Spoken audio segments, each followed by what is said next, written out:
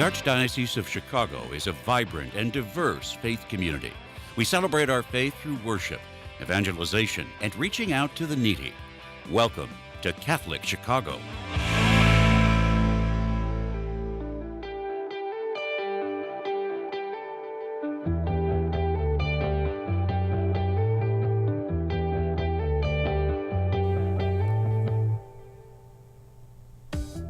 Welcome back to the Voice of Charity. My name is John D. Costanza, and I'm Vice President for Faith and Mission for Catholic Charity. And I'm joined by Father Sergio Rivas, pastor of Cristo Rey, and Marilu Gonzalez, who is the Director of Program Operations at St. Gall. And we've been talking quite a bit about the parish family sponsorship. And we started our last segment by addressing calling and the calling of each of these two good people. And now today, we're going to move on to the ways that churches and organizations have callings too. We're going to talk a little bit about the real work that comes from accompanying folks who are arriving here from countries that are 3,000 miles away from our borders. And we're really grateful that you have taken this time to be with us. And Marilu, I'd like to begin with you because in our last episode, you said something that was really impactful. You were talking about the way that the way that pastors and the parishes come alongside, and you said each of the parishes has to have someone that speaks Spanish, right? And I think that speaks to, in some cases, the work across difference to meet this family or this person where they are. And in many ways, we're always working across difference.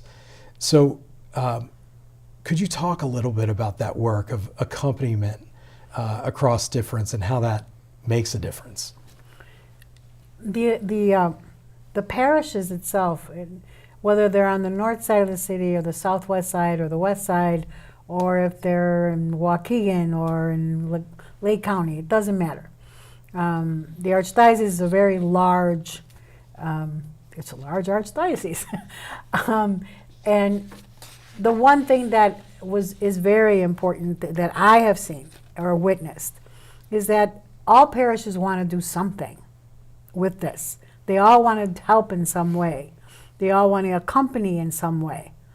And their ability and their willingness to form a committee of folks who are willing to work with a family is an enormous gift, because they're doing everything possible to make sure that it happens. I have had committees who have turned around and said, well, we have one person who speaks Spanish, but she only comes on certain days of the week, so can we include her? Of course you can. The idea is that it engages a larger group of folks to work with each other at a parish level and then work with a family. At the last segment, Father talked about integrating the family into their parish life. That's exactly what accompaniment is about. It's about working with the family itself, who has traveled for so many miles, as you mentioned, 3,000, many of them past the Darien Gap. So they are now in the process of integrating into a community that is not of their own. And the hospitality that takes place and the transformation that takes place can only be done with that committee. Yes, the pastor plays a role. Don't get me wrong. The pastor does play a role. However, his role is to engage his parishioners. His role is to engage that committee. His role is to make sure that the family feels welcomed. And at every turn up to this point, I have seen that. From Elk Grove Village to North Lake, to the west side, to the southwest side, across the board. Wow, that's an incredible statement about the response from the Archdiocese of Chicago and the way that parishes have really leaned into these committees to help support a family. I want to ask you, as that support takes place, what are the qualities that committee needs to show? What are the qualities that are needed for good accompaniment? One, be willing to learn. And two, be willing to listen. And three, the ability to care about each other and lift each other up. Not only the family, but themselves as a committee. So as a committee, they lift each other up. Yes, I can go and pick up the refrigerator and drop it off. Yes, I can get somebody to get a truck. Yes, I can I can figure out all the things that is needed to enroll the child in school. And I will take the family. It takes courage into something that you have no idea what you're getting yourself into until you begin. It takes a lot of courage, and it takes a lot of solidarity. So it's like this nucleus of people who have come together that perhaps knew each other within their parish life alone, but now they're including somebody else. That's a totally new population. And that's really pretty. It's a great work of art. Paint the picture. But complete that. And that also, I want to sentence. add to the fact that yes, we need someone that speaks Spanish, at least one. But however, we also have the possibility of partner parish with parish, right? So you may find a community that really, which is hard to find here in Chicago, someone that doesn't speak Spanish. I mean, we're everywhere. But but even if you are in a parish in which it's really hard to find people that speak Spanish, or the people that speak Spanish are very few and very busy, so we cannot involve them in this ministry.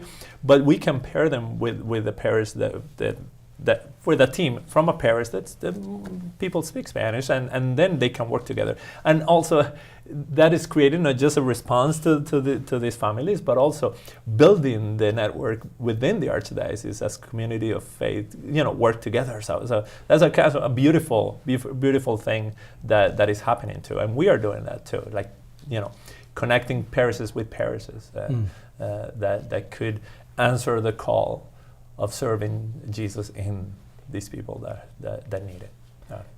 I really appreciate the image that came to mind as you were talking of churches collaborating is really the building up of this one church for the region, for these two counties, Lake and Cook.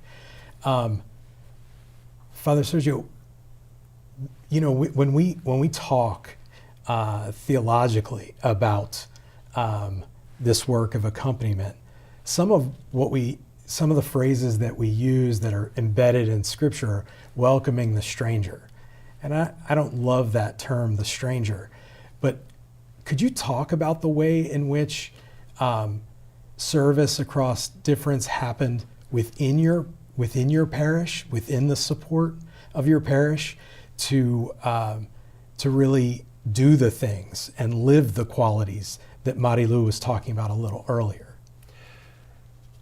Yeah, I mean, I think we have to be realistic. I mean, welcoming the stranger is not just you're a stranger because you just got here, or just because you are from a different race, or because you're a different religion.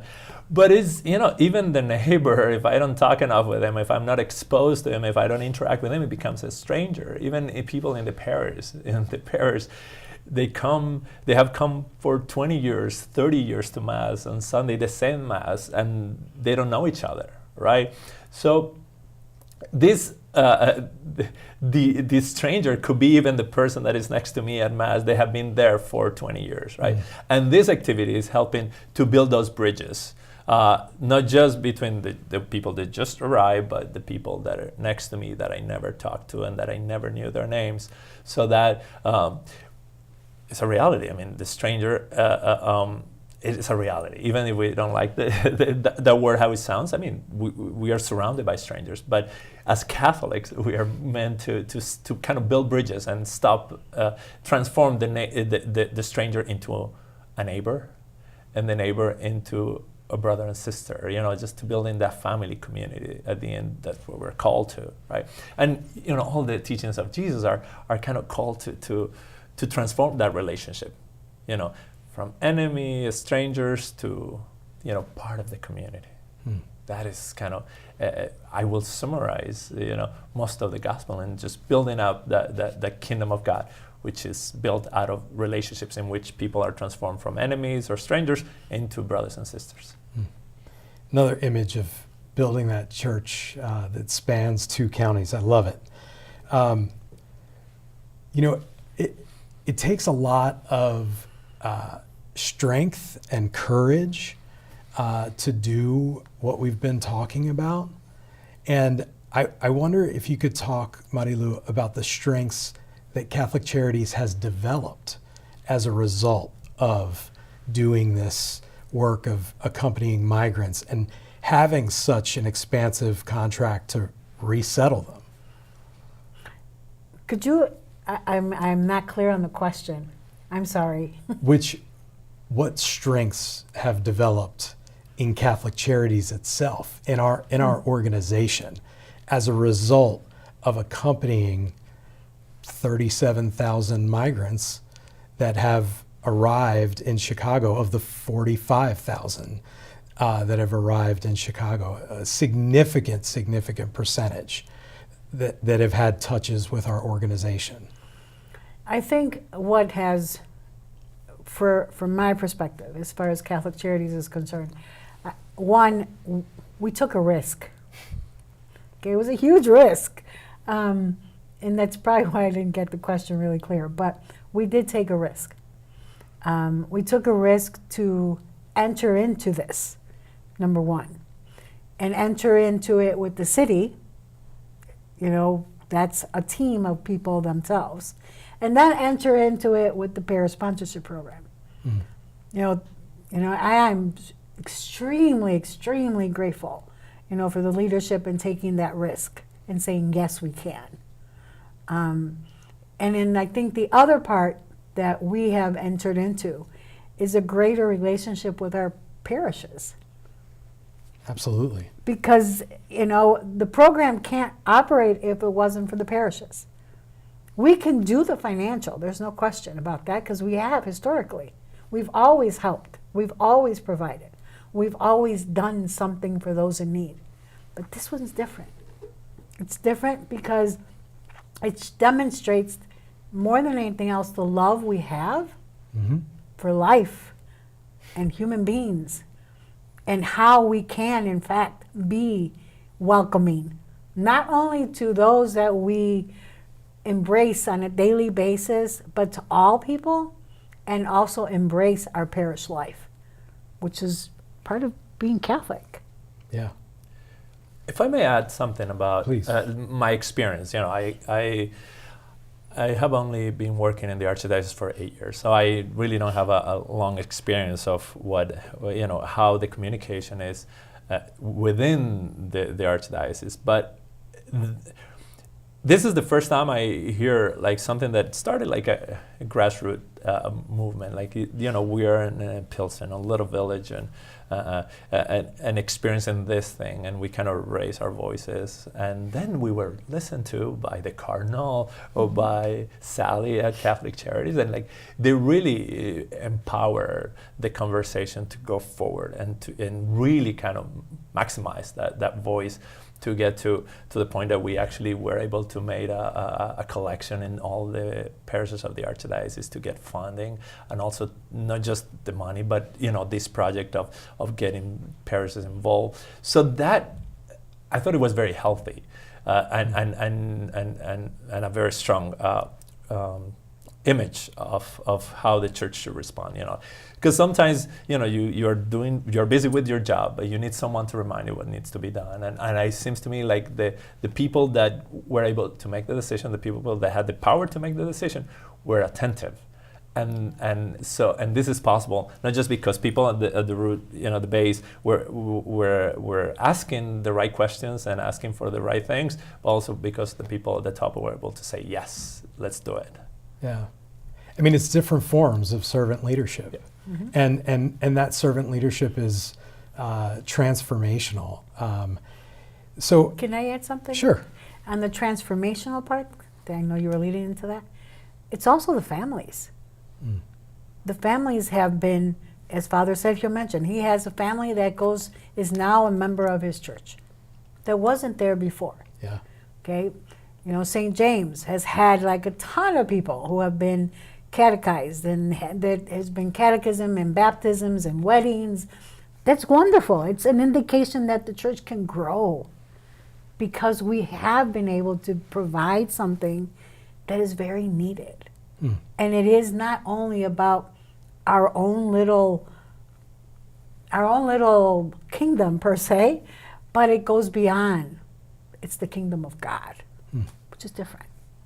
Yeah, I mean, as you're both talking, sometimes this gets talked about in different places as a crisis, but you both just talked about it as an invitation and an opportunity to listen and respond and do something that required risk, but it also had incredible reward.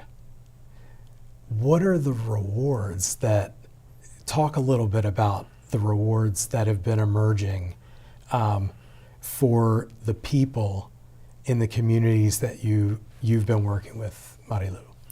The rewards have been mutual. They see us and they trust us. They know we're not going to steer them wrong. They Sure. know we're not going to make promises we can't keep. They understand that they can ring the doorbell whenever they want, you know, and it's okay. And we'll answer the questions, and if we can't, we'll try to figure out with them who can, and understand that. And I could say the same thing for the parishes. You know, the ministers themselves, they know perfectly well that they can come to us, they can ask us the questions, and if we may not have the answers, we're going to try to steer them to the right place. It's the same thing, right? And the families now have become volunteers for us. They work within, at least in my region, they are providing service. They Wow. tell their stories Yeah. to others, and they help others understand, you know, you're not in Kansas anymore. And as difficult as that may sound, it's something that you have to begin to accept, Yeah. especially if you're going to become integrated. And the integration is critical. So we provide now workshops for them. We provide information on childcare for them. We're doing all of those things that are so necessary. Yeah, I mean, I wonder, as you were speaking about that, I wondered what would our city look like if there was that level of mutuality and engagement and reward. I think we'd be a much more peaceful city. Father Sergio, what do you think about the rewards in your own community and the way in which Yeah, I think, you know, the goal of a Christian community is just to live the gospel, and I think it helps us. I mean, like, this experience of getting involved is just like we're being true to our faith, where we're called to. So that is a reward, you know, feeling, this sounds weird, but like a good Catholic. I'm a good Catholic because I'm responding to the needs of the others. So I sometimes I feel like the anxiety sometimes we Catholic have of you know, being a good Catholic, right? Well, but, you know, as we respond to these real needs, the reality, you know, our reward is like, we go home knowing that we did God's work, that we were called to this, and that we responded and we say yes to Him. We learn skills. We learn also to advocate for ourselves as we help others to advocate for themselves. So it's like what we learn to help others help us also to live our own lives. And I live in a community in which, you know, a lot of people need to learn to advocate for themselves, and as they are helping others to do that, they also help and learn their rights, and they learn where they can find resources for themselves. It is just a beautiful thing in which, you know, as we help others, I learn also, and I benefit from that help I'm offering. we have 4 values at Catholic Charities: courageous compassion, solidarity, meaningful and measurable impact, and faith-filled hope and joy. Tell us a story about one of those values being lived out in your experience with this program. There's one family, a family. It's a migrant family, new arrival. They were one of the first families that we actually placed with the parish sponsorship program. And I met them at the landing zone, where the migrants were arriving at the time. And I remember seeing them. It was a little boy. His name is Israel. And he was just, there's something about him. There's just something about him. And he geared toward me. And I told my colleague, Marie, I said, Marie, that family needs our attention. And she looked at me and she's like, I agree. So I went up to them and we started talking and things like that. And it turned out that they were living in a basement underneath the stairs, but it was like a crawl space. So they needed help. They needed help in order to, find a location. We found them a location. We placed them. We connected them to a parish. The parish was taking care of them and working with them. It was actually St. Rita of Cassia. And they provided the housing. They found the housing for them. They moved them in, etc. Fast forward, the family, when they started to hear what was going on in the police stations where people were sleeping outside, they decided to buy meat and cook meat in their home. And they would take the food to the police station and give it to them. My gosh. They're brothers, right? Their own brothers. It was their way of demonstrating, somebody did this for us, now I need to do it for you.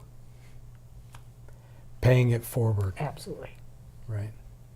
Courageous compassion, right? Courageous compassion. All over it. Solidarity. Right. Joy, because they laughed a lot. And Israel is a very happy little boy. So. Fantastic. Yep. Father Sergio. Yeah, I think when I hear those four values, like all of them are kind of linked together and they're expressed together in every act of compassion that comes out of this program. But if you allow me, I have a case that is not really part of the response to the asylum seeker, but it kind of connected indirectly with it. So as we formed the team, the response, there was one of the brothers that knew of this case of two refugees that were in a detention center, not because they had committed any crime or anything, but because they didn't have a sponsor that could kind of welcome them. So these two men were just in, I don't want to say jail, but it was just kind of locked up because they didn't have a sponsor. Even though this wasn't a response to the asylum seeker, these were refugees, which are different realities. The parish community say, hey, we are willing also to sponsor them. And we were able to get them out of the detention center and connected with the services in the city for refugees, which is, for refugees, which is a different thing. And we respond to that as a community. So how you see how when you do good, kind of a spill over in different directions, and the community, the heart kind of becomes more used to respond, and you respond to many different needs at many different levels.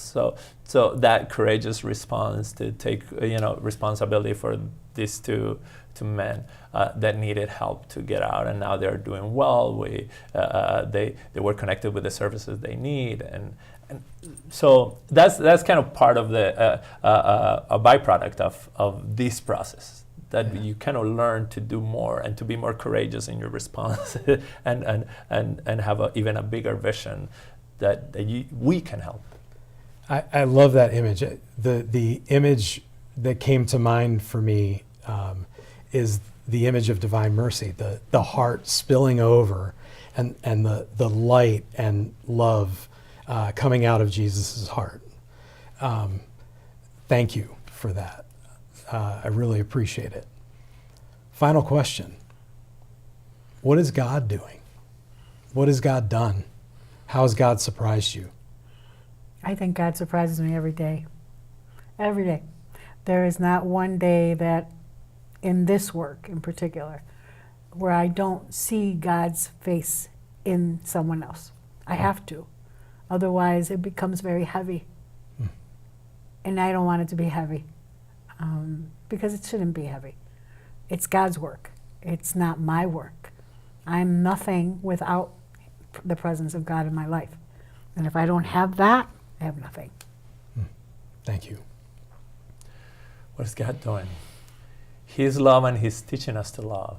I think, it sounds a little romantic, but at the end, it is true. I mean, as we encounter people and we work with them, it's not just about us helping, but is welcoming them into that inner circle of the family. And I think that's the goal. It is easy just to, hand a $5 bill, a $1 bill, $10 bill on the street, and they're like, okay, I don't know what's going to happen with that money, but I did my duty. But this is a whole different thing. It's just about getting really involved. And I think God is doing this, like it's kind of expanding our hearts. That's what He's doing, is just kind of stretching our hearts so we can love more. And I think within that love, you have to be vulnerable. Because if you're not, then you're never going to see it. There could be no better words to conclude on. Really, Catholic Charities is a community of faith-filled hope and joy, where things like this happen each and every day as we accompany folks who are on the margins and who need the support of the Archdiocese of Chicago and you as we move forward.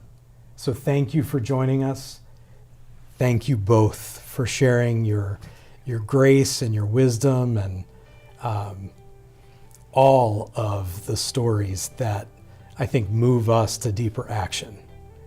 Please join us next time on The Voice of Charity.